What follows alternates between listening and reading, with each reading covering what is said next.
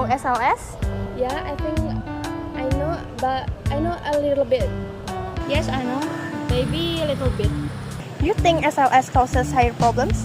Yes, it can cause Hair problems because that's one of chemical ingredients. maybe yes. I think yeah, because I saw on TikTok SLS can cause problem hair. Anti-dandruff shampoo and body wash are personal care products that are inseparable from everyday life. However, behind the convenience they offer, there are various issues that need to be understood, especially in the context of the use of active ingredients such as sodium lauryl sulfate or SLS. The choice of this title was driven by the need to understand more about the use of SLS in personal care products. Consumers are increasingly aware of the ingredients they use on their skin and hair, and SLS is one of the ingredients that is often in the spotlight. We need to answer the question of whether the use of SLS in anti-dandruff shampoo and body wash is still relevant and safe. The graph shows that the pH of the shampoo decreases with increasing SLS concentration. The highest pH values are seen in SK2 and SK3, then gradually drop to the lowest in SK8. This decrease indicates that SLS negatively affect pH stability. An imbalanced pH can cause skin irritation. Therefore, the use of SLS should be limited in shampoo formulation.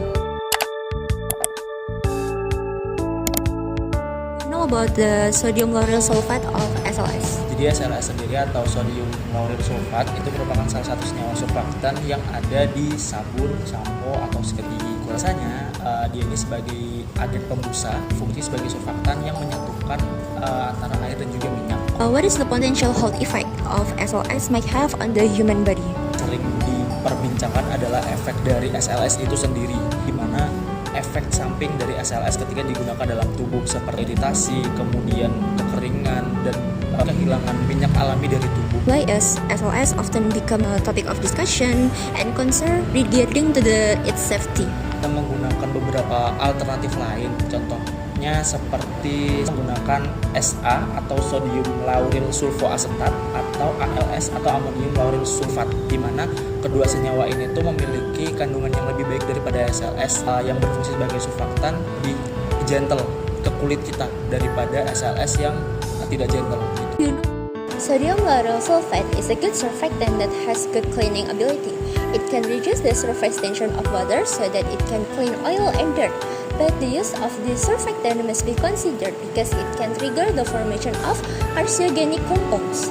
If the surfactant is used at the concentration of more than 4%, it can cause irritation to the skin. This is because the pH value is too acid for the skin. This is indicated by an increase in the absorption of shampoo to the skin surface. Long-term use of product with high level of irritation can cause skin problems such as redness and burning. The use of SLS as a surfactant in shampoo is effective in cleaning, but it can cause irritation in the skin because it removes natural oils. This can make the skin sensitive and in some people can trigger dandruff.